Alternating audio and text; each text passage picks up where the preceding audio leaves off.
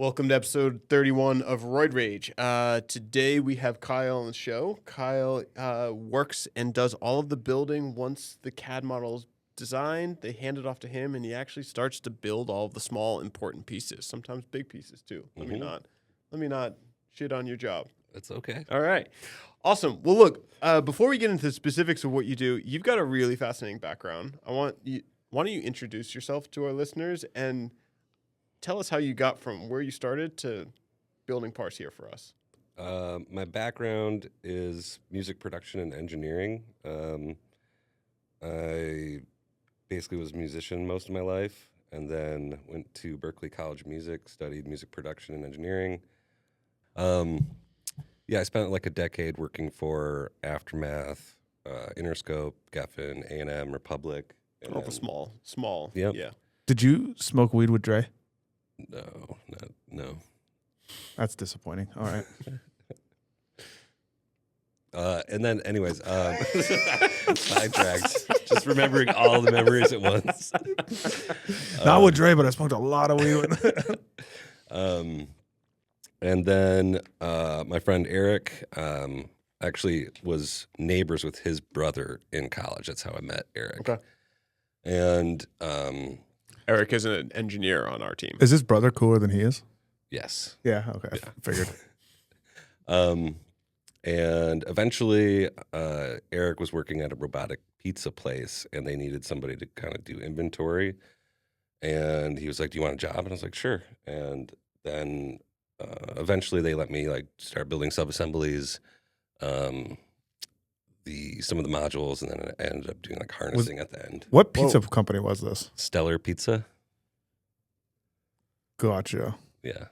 It's an interesting concept, right? It was like a whole bunch of, correct me if I'm wrong, it was a whole bunch of SpaceX engineers that set out to say, like, we build aerospace quality components. Can we transition that to making food, right? Yeah, And food food truck. in a way. And they started off with pizza. I don't think it worked, but it was a cool concept. It did not work. Yeah. It was like the early Yeah. cloud kitchens. Yeah, they were. Yeah. Anyways, Another story for another day. Yeah. Yeah. Okay. and then again, Eric, there was some change up on his team. He needed some hands, and he was like, "Hey, can you help me this week? I got to build a model." And so we did a bunch of work that week. A couple weeks later, he's like, "Hey, I need help with this." And so slowly I started kind of learning the job, working with composites, bonding, building, and then eventually Wes was like, "I got to do a bunch of interviews this week." And I was like, "Oh, for what?" And he's like, "Your job, basically." It's like, "Oh, like shit, should I apply?" Yeah. And he's like, "Well, you kind of know everything already." It's like, "Okay, like, give me 24 hours. I'll think about it." And Yeah. then that day, Eric walked by. He's like, "I told Chap that you want a job." And I was like, "Oh, okay, all right. Choice is made." Yeah. All right. And the rest is history. Yep. So that's how easy it is to get a fucking job here? Yep. You just got to know somebody. Christ. Yeah. No, I think I'm probably the only one, and I realize that. So I try to do a good job. All right. So awesome on how you got here. Let's talk about what your job is, right? So like your title is a Structures technician. structures technician. What does it actually mean? And like from a day-to-day perspective, and then help us sort of get a sense of like, as we build towards building Deep Space 2, more missions, like what role does that, like a structures technician play in getting us better at building spacecraft?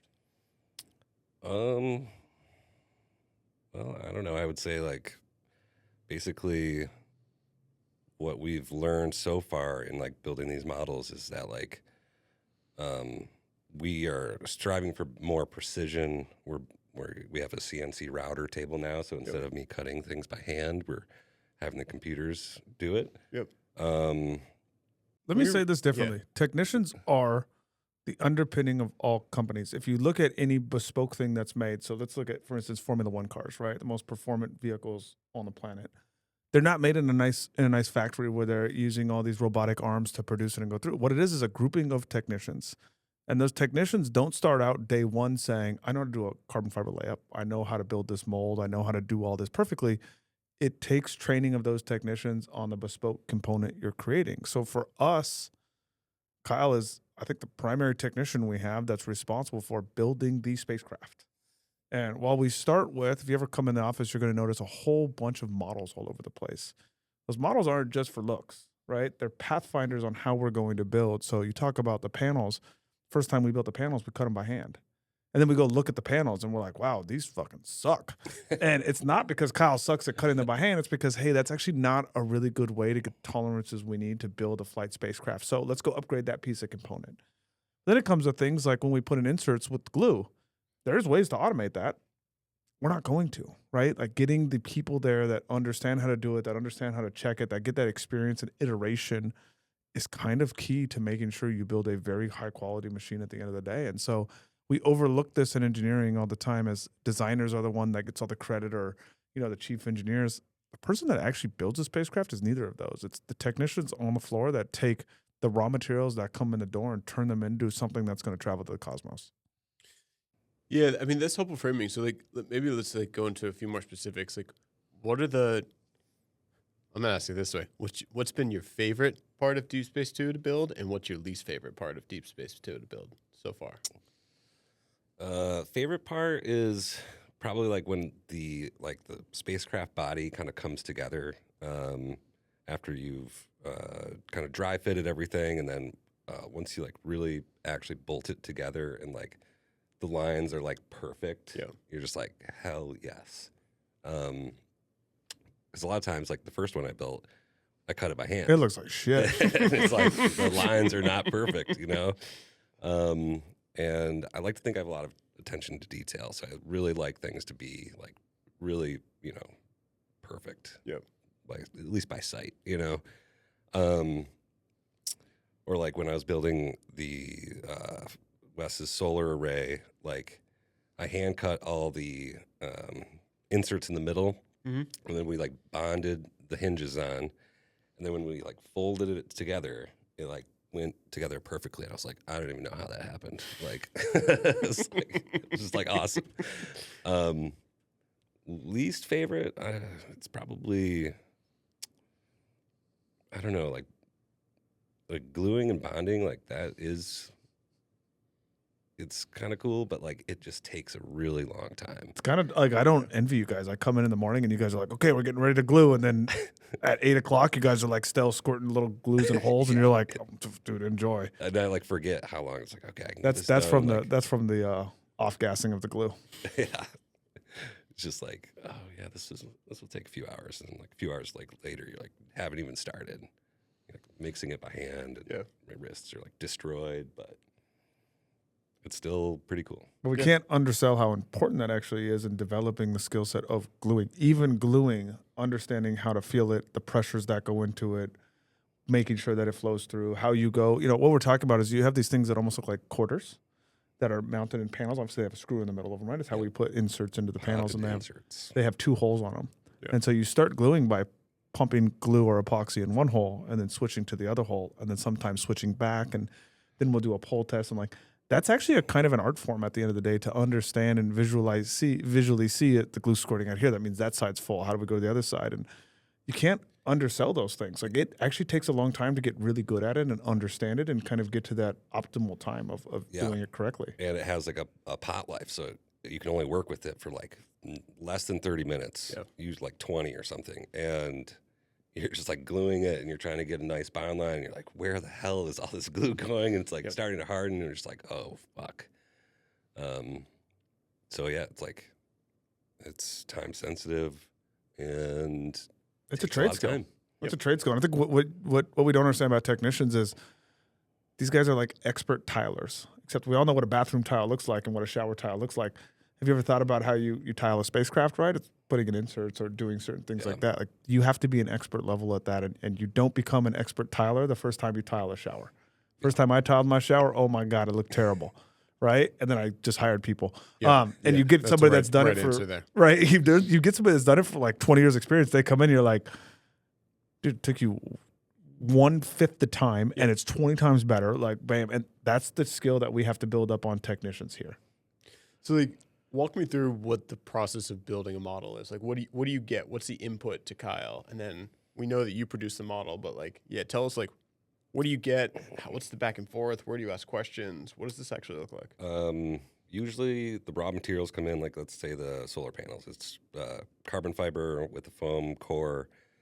Wes will send me a picture basically that has like a JPEG basically Got with it. So just snap a pic on his phone Yeah, like a and airdrop it screenshot. to you. Yeah. and with all the dimensions on it. And he's like, cool, you have like 2 millimeters of tolerance. And basically, I would just hand draw it out, is where we're at right now.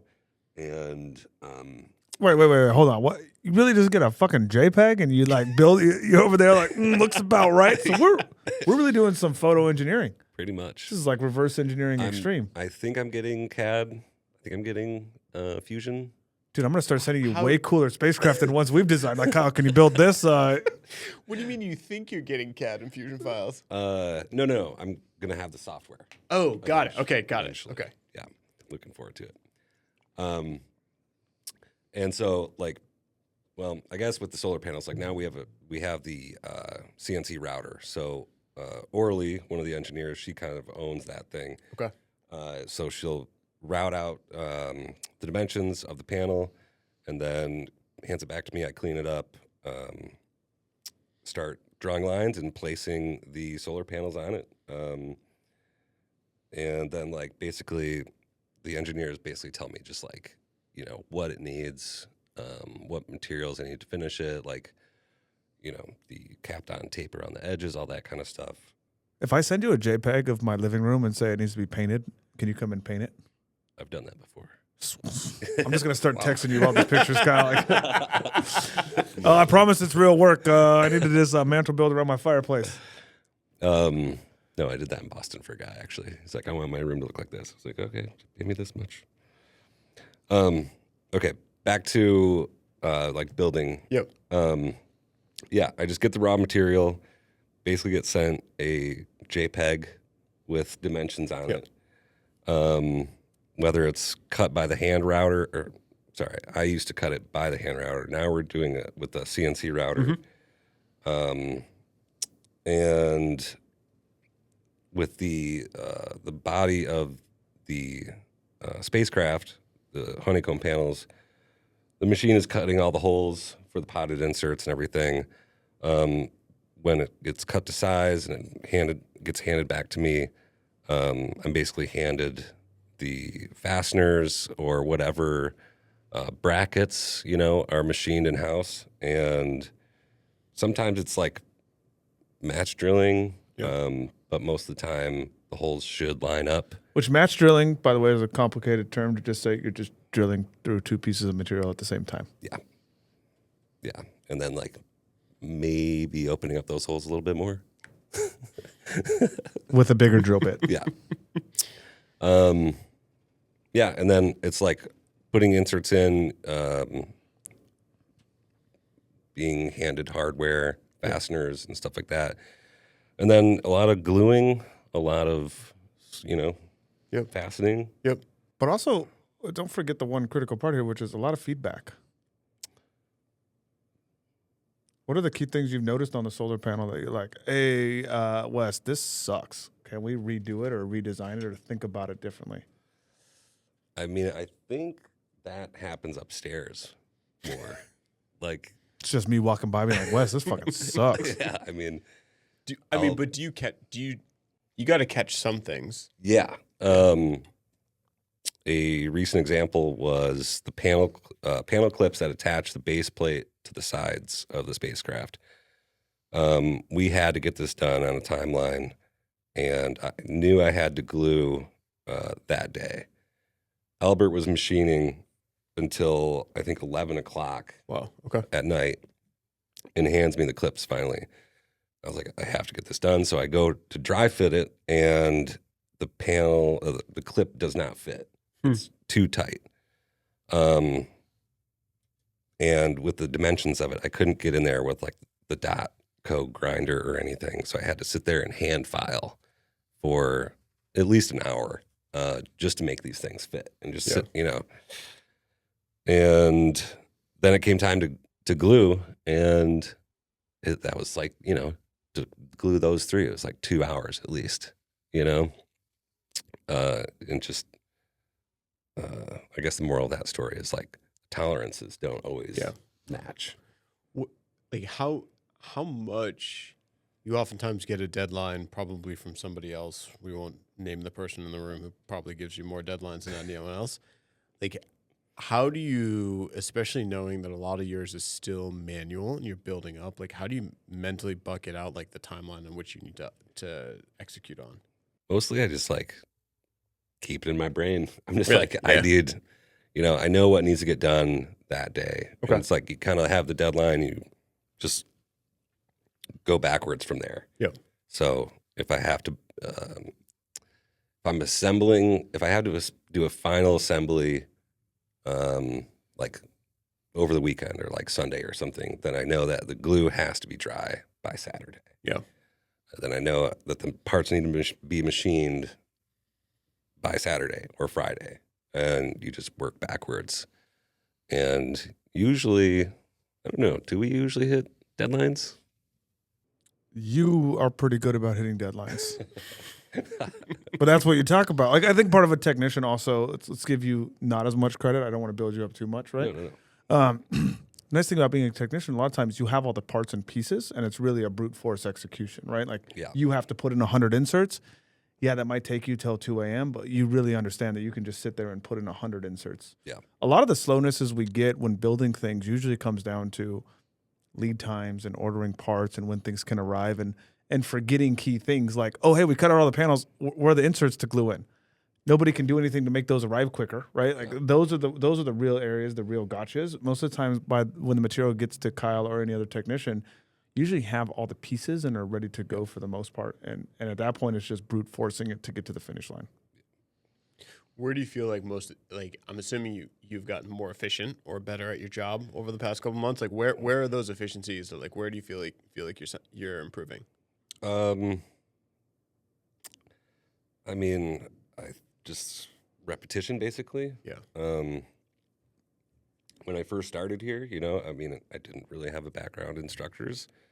But I've, made a lot of solar panels. I've put together many models, and it's just like, I think as time goes on, it just gets easier, gets more efficient.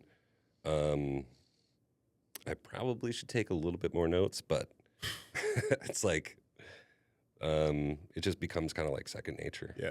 Yeah, but don't undersell yourself. It's also, you don't need to have a background in structures. Like, you have actually built pretty complex machinery before and gone through the process and understand it. And that's what it comes down. A lot of times, look, we get this on the engineering side a lot too. I've had people email me and say like, oh, I don't have any experience in this job. When you find somebody who's experienced mining an asteroid, please let me know. We'll make sure to hire them right away. Like, we're not going to have experience in doing this. Part of this is that a lot of the job you do can be tested. And that's the good thing. When we put in inserts, we can pull test them, right? We can understand, oh, did Kyle actually do a good job or not? Like, it's very, yes, you did or no, you didn't. There's not a lot of there's not a lot of debate here. We did hardness test the glue. Passed. It passed. And I mean, if you think about it, one of our other technicians, whose name is Ashton, hardness tested the glue and it failed. Fair. What are the big differences for you, either in process or I won't. Yeah, what are the big differences in building models versus actual like flight hardware? I think it's just be a lot more careful, take the right precautions, lots of, wear gloves, beard net, hair net, and all that. First time going in the clean room, I was like, oh, it's air conditioned. Like, nice.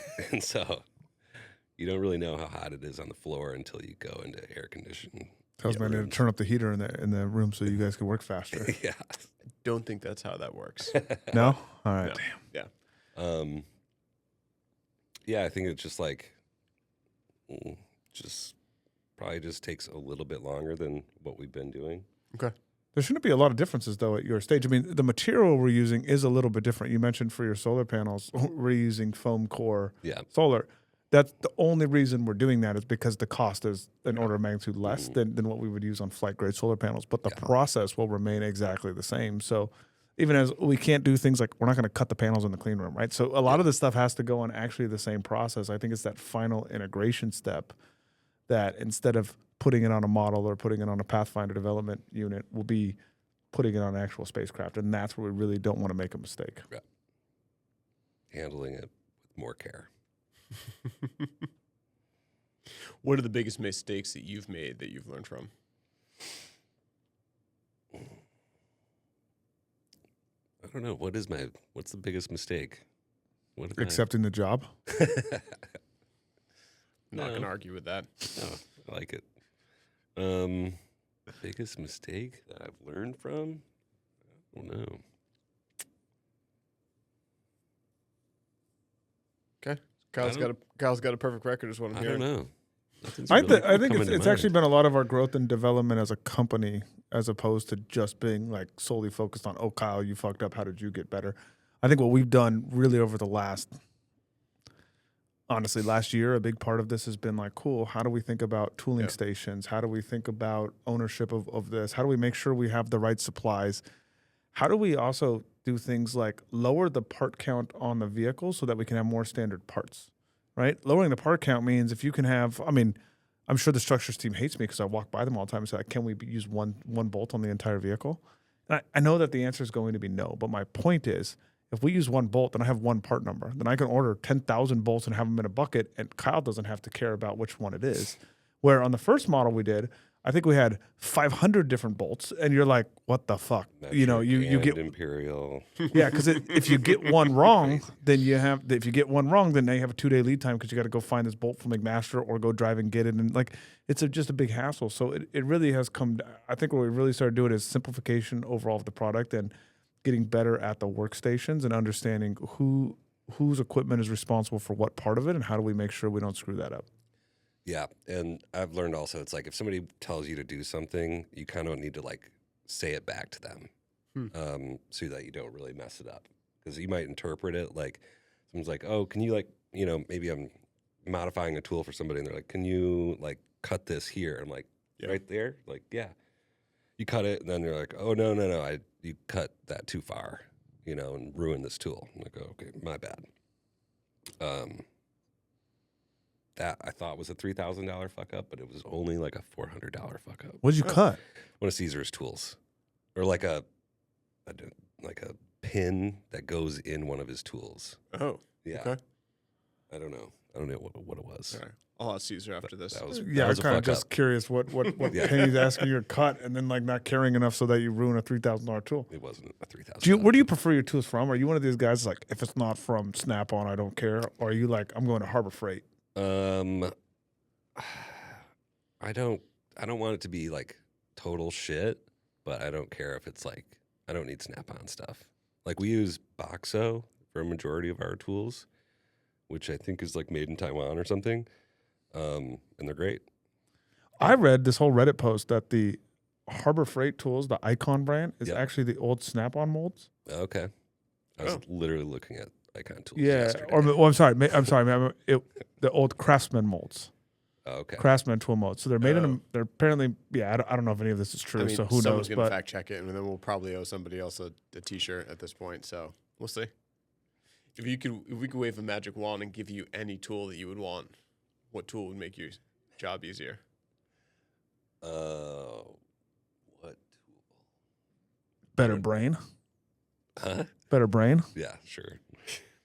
I did just buy a $500 straight edge. What the fuck? Why? Because I'm drawing a lot of lines on these solar panels, and what I've been using as a straight edge, I think would cut the capped on layer. So why do we spend $500? I got a nice little tee It's to do flooring, and it's got rounded corners. I'd bring it in. It was like $20. high tolerance. High tolerance, Tolerance of what?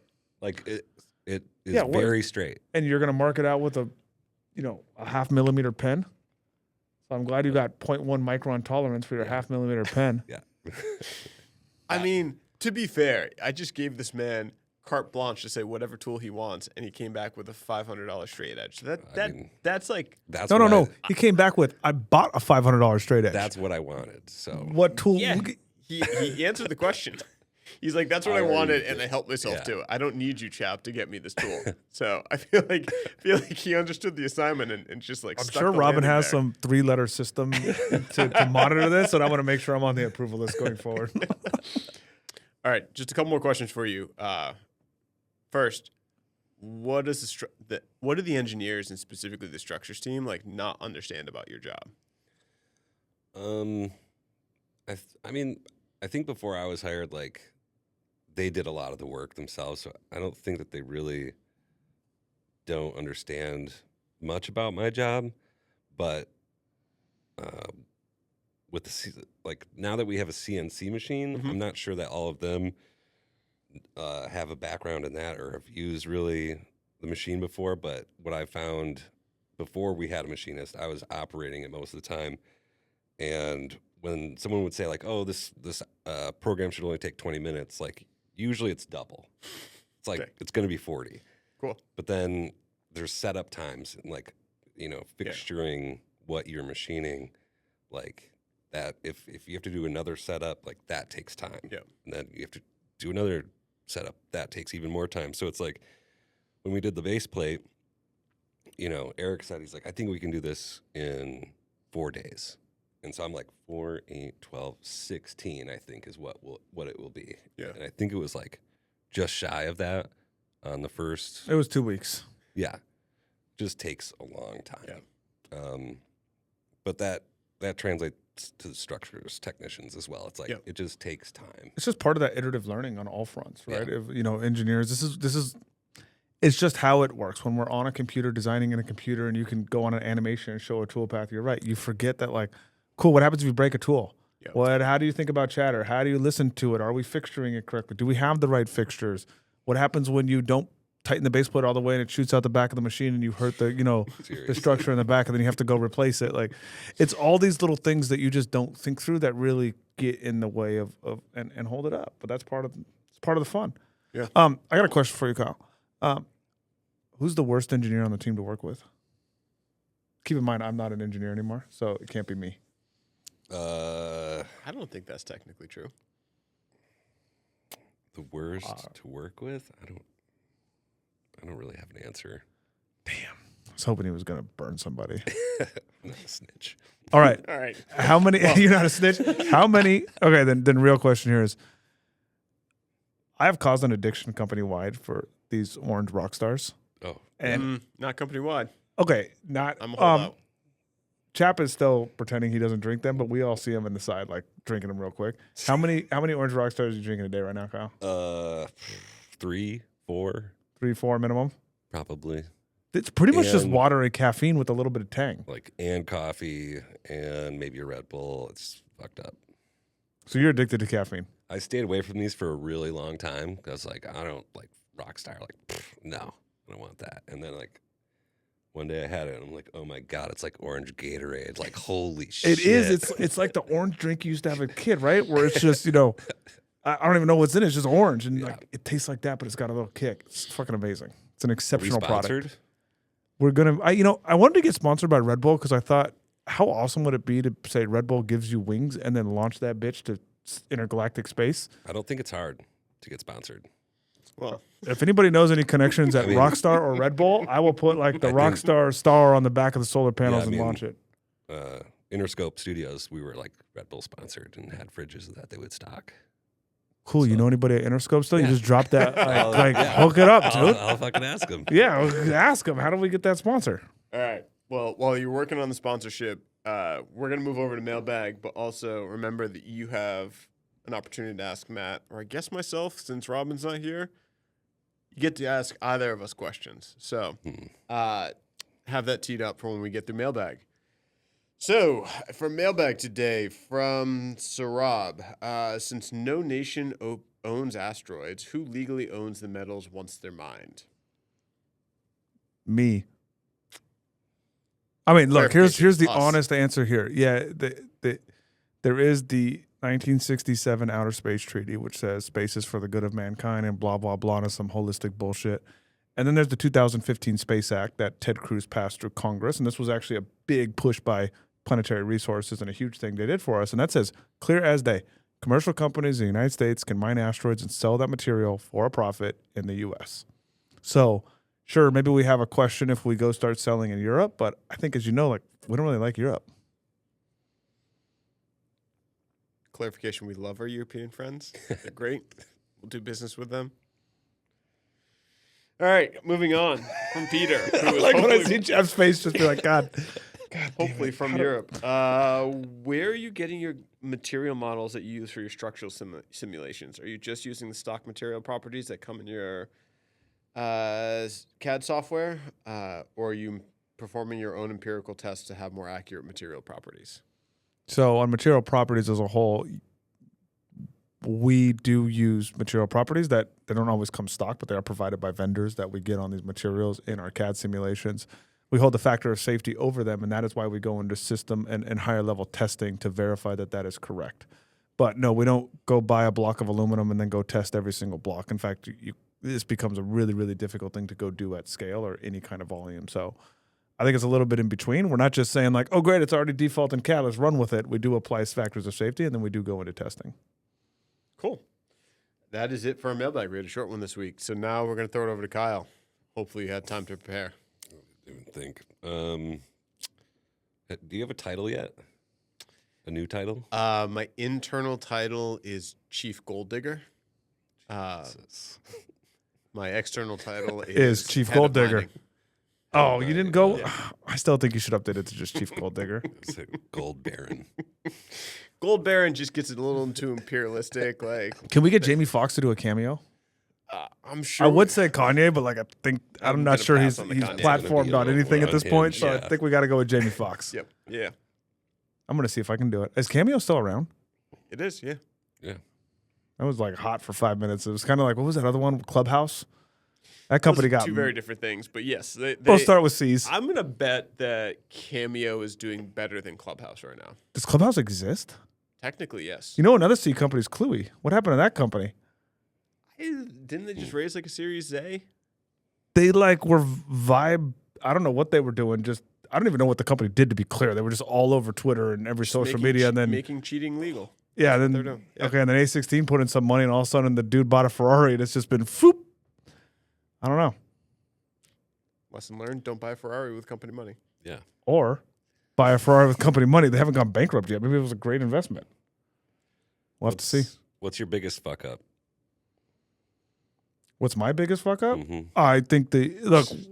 Do you mean generally, or just Are you talking about in my life or at this I don't company? know. Or give me a time frame here, Kyle. There's a lot of shit going down. In the last 20 years.